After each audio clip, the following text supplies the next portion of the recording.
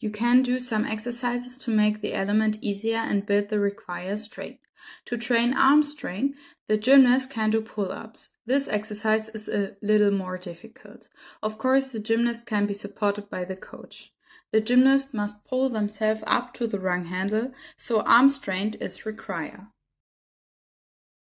This exercise could also be performed on rings, at a wall ladder or a horizontal high bar. That way, there is no chance of tipping the wheel. The next exercise is for the middle body. The gymnast hangs on the rim handles of the wheel in a neutral position and pulls his knees up to his chest. Please make sure that one or two other people hold the wheel or place the wheel between a wall and a vaulting block or another wheel. The coach can support the gymnast in lifting their legs. This exercise is also possible on rings or wall bars and can even be a little bit easier. It is important that the gymnast lift his legs and doesn't push himself off the floor. We will split the element into 3 sections. The gymnast stands in the wheel on the boards with the hands on the rim handles. The first coach stands next to the gymnast with probably one foot on the wheel. This is important to control the wheel if you don't have another coach. One hand is on the tide and the other hand on the lower back of the gymnast. The second coach holds the wheel. Then the gymnast tilts the shoulders back a little. The coach helps to raise the gymnast's knees up to his chest and pushes a bit up on the lower back. The gymnast has to stretch the legs and sit down on the handle.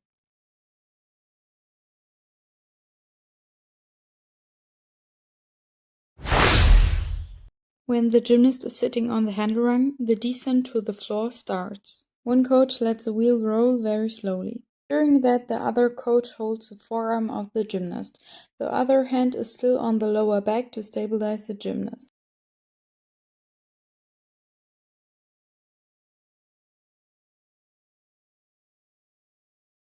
If the rung handles are nearly on the floor and the gymnast has no weight on the hands, it will be easy to let go of the hands. Then the gymnast reaches around next to the ears with his hands to the rim. The coach can guide the gymnast's arms and secure it at the same time. The hands grab the rim from the outside and at the approximate height of the ears. If you have just one coach, you can put one leg against the wheel to hold it. Now the last part of the element. One coach is still in control of the wheel and pushes the wheel to have the gymnast rise from the floor. The coach might also pull the wheel from the front. The other coach grabs the upper arm of the gymnast with one hand. The other hand is still on the gymnast's lower back. Now the gymnast puts the feet on the boards with help from the coach. The coach can help by pushing the gymnast to the board's direction and hold the upper body of the gymnast high.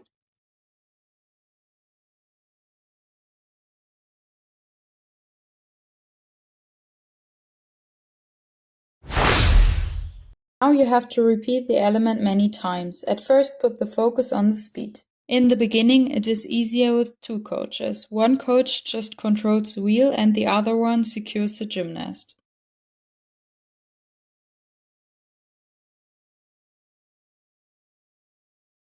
As the gymnast becomes more confident, the speed can be increased. At the last step, the coach should not control the speed of the wheel anymore and just secures the gymnast.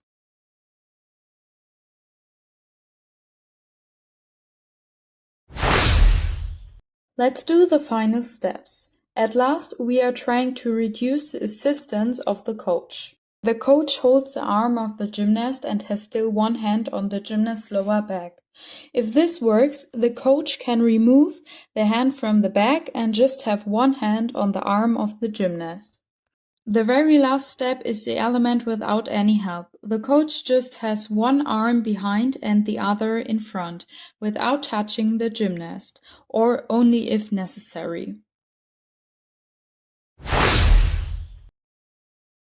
Now the gymnast can perform the whole element without help. The element can be performed from different starting and into various ending positions. Have fun teaching the angled front sitting forwards and train safely.